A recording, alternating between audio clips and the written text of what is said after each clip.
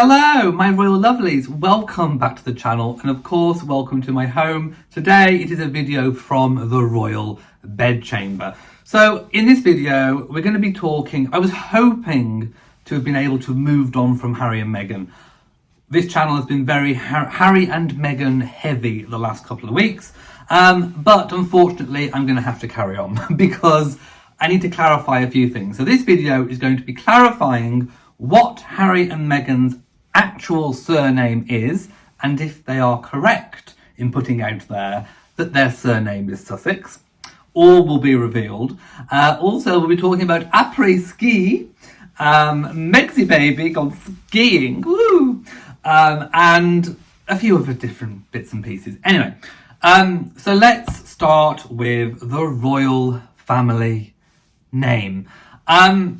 It's not exactly simple when it comes to royal families and surnames. There's lots of different points to point out, which I'm going to be I forgot to tell you about the Valentine's Day episode. Yeah, so if you haven't seen my video yesterday, before we move on, I asked you all to try and spot all of the love symbolisms that I put in the video. Some of you guessed them and some of you didn't, so I will point out what they are now. So of course, we had the Valentine's Day fireplace ambience on the TV in the background. We also had the roses, the Valentine's roses.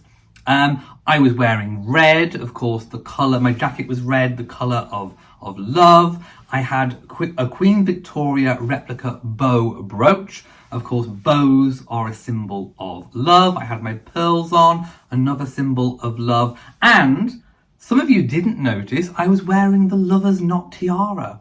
So there you go.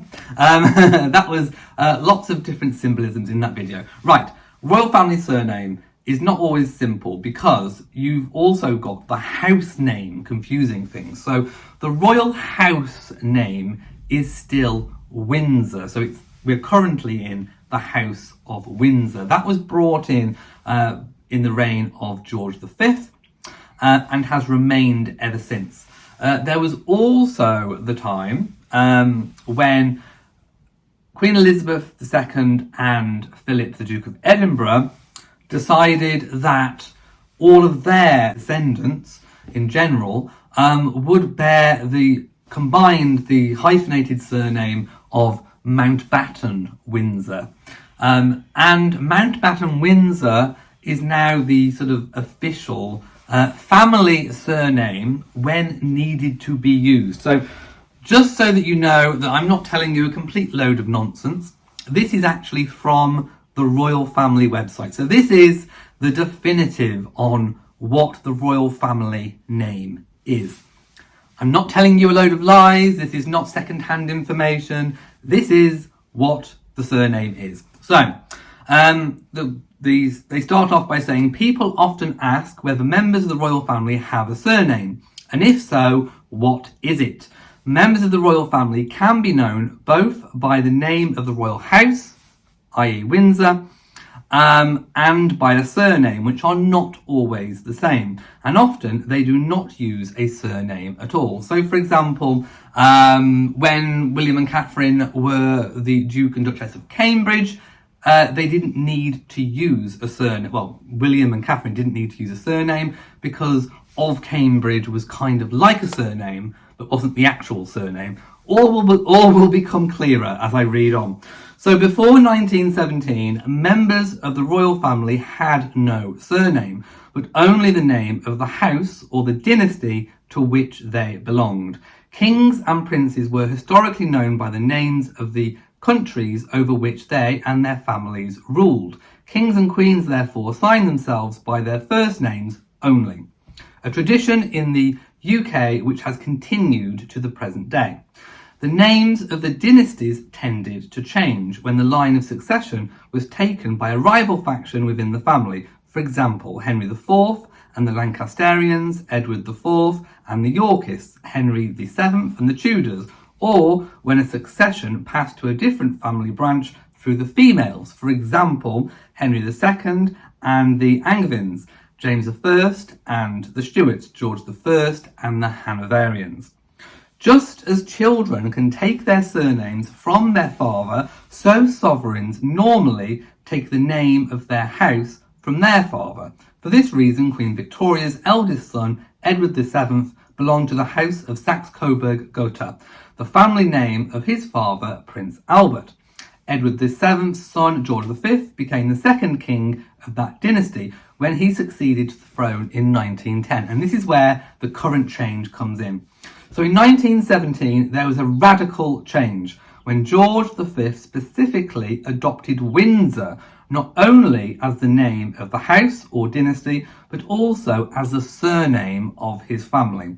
Their family name was changed as a result of anti-German feeling during the First World War, and the name Windsor was adopted after the castle of the same name, of course, the famous Windsor Castle.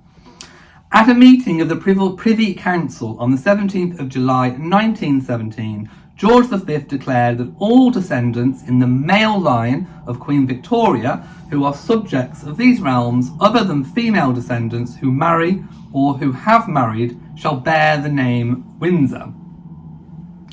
The royal family name of Windsor was confirmed by the Queen after her accession in 1952.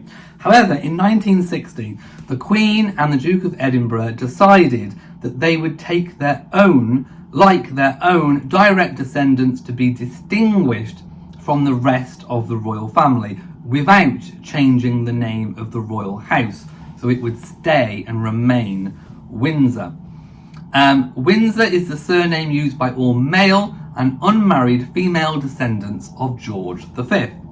It was therefore declared in the Privy Council that the Queen's descendants, other than those with the style of Royal Highness and the title of Prince, Princess, or female descendants who marry, would carry the name of Mountbatten Windsor. This reflected Prince Philip's surname in 1947 when Prince Philip of Greece became naturalised. He assumed the name of Prince Philip Mountbatten as a lieutenant in the Royal Navy. The effect of the declaration was that all the Queen's children, on occasions when they needed a surname, would have the surname Mountbatten Windsor. For the most part, members of the royal family who are entitled to the style and dignity of HRH, Prince or Princess, do not need a surname. But if at any time any of them do need a surname, such as upon marriage, that surname is Mountbatten Windsor.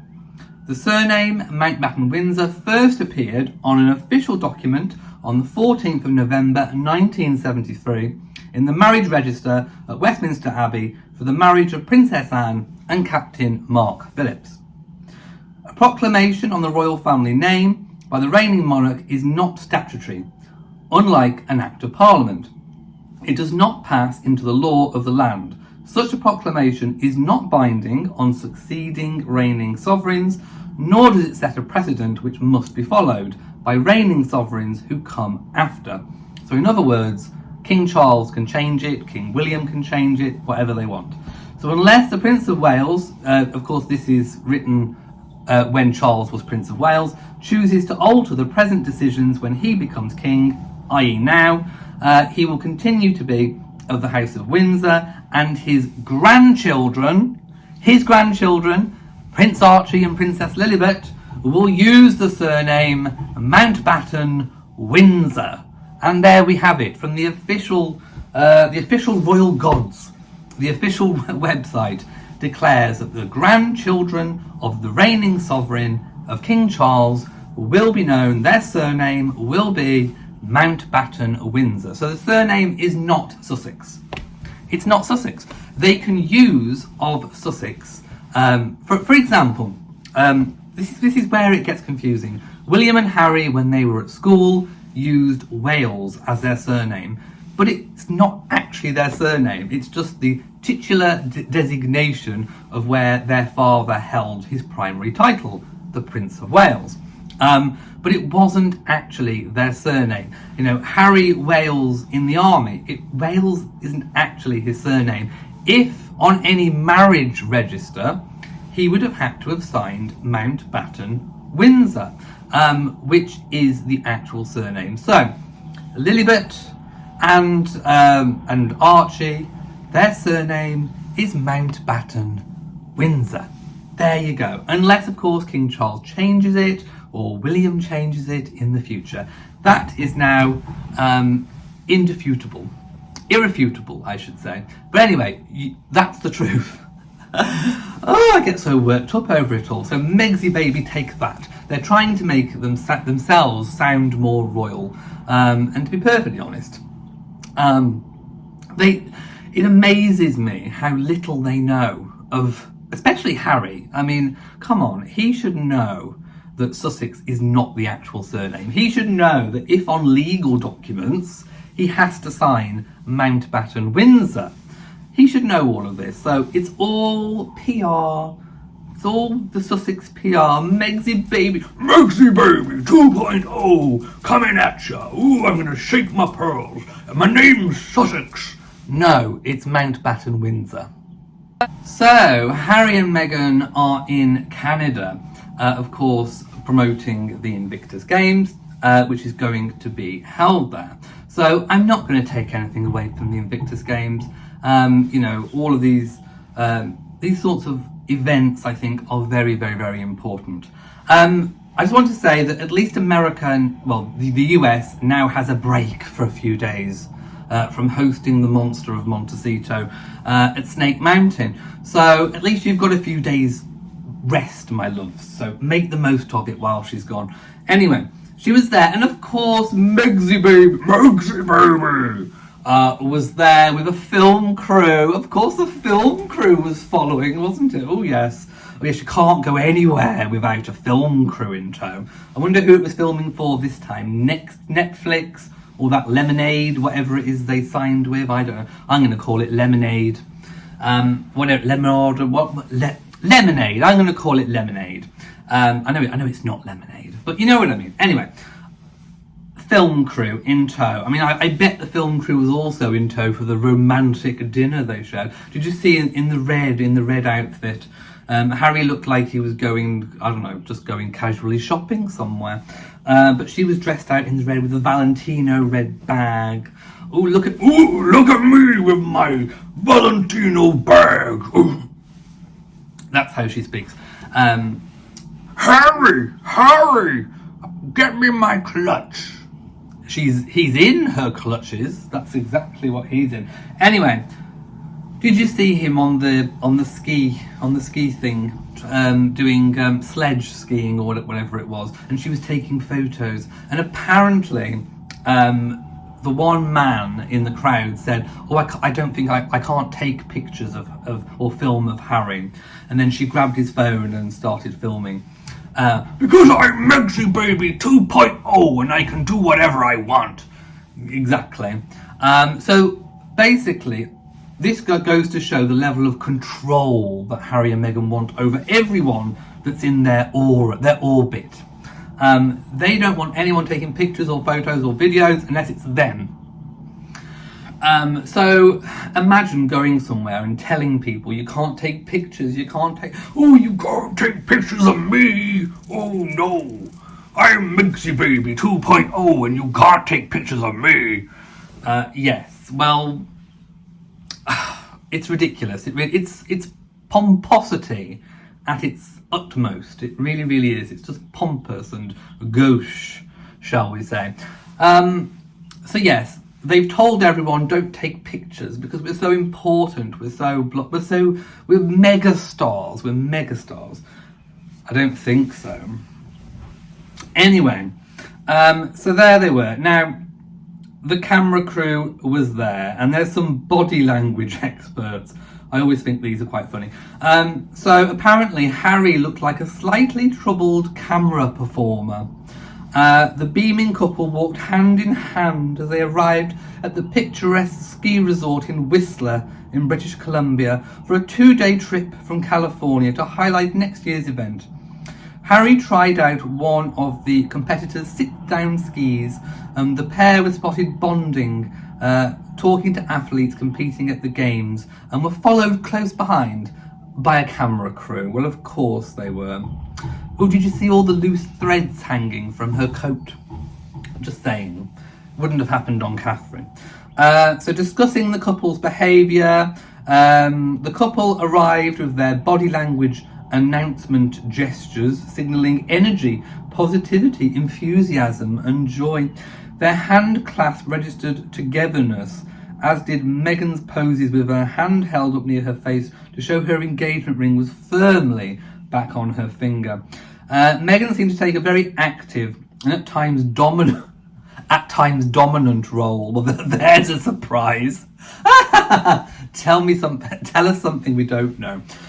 Walking ahead of Harry or striding slightly ahead when they walked together. Harry's own smile looked a little less self-assured than his wife's. Oh, surprise, surprise. He doesn't even know how to move his lips unless he's got her hand stuck up his jacksie. Only really converting into a congruent smile of genuine happiness when he started to join in with the sporting action. It was like, go play, Harry, you go play, you go do your skis. He still looked slightly troubled, a camera performer, walking with a dipped head and with one hand shoved into his jeans pocket, while Meghan unfurled confidently in the spotlight. I'm basking in my spotlight. Oh my goodness. It's terrible. This was overall a very carefree performance. Well, it was performative, with Meghan proving yet again that she is part of the Invictus family and as fully immersed as her husband is now. The virtue signalling. Oh my goodness. She also added that Meghan appeared to set herself up at times to ensure good angles for the film crew. Ooh, get my best side. Make sure you get my best side. Ooh. Does she have a good side? I mean, which face does she want the camera to be on? She's got so many. My goodness. Even her wave goodbye at the end appears to be aimed directly at the camera, while some of her poses, like her squat, we all remember the pregnancy squat, don't we, when it just kind of pings out everywhere. Looks at Harry sitting in her ski seat seems to help with the framing when it comes to good close-ups of them. Oh my goodness, honestly. It's terrible. So what else was she doing? I don't know. Anyway, whatever. It's all performative, it's all for the cameras. And we are not buying any of it, are we, my loves? We're not buying that Sussex is their surname. We're not buying all of this unity. It's just a complete load of what we say in the UK we call codswallop. It's a load of old codswallop, that's what it is. And we can see straight through them. It must be laugh a minute. If you were a journalist following them along, it must be laugh a minute, absolutely.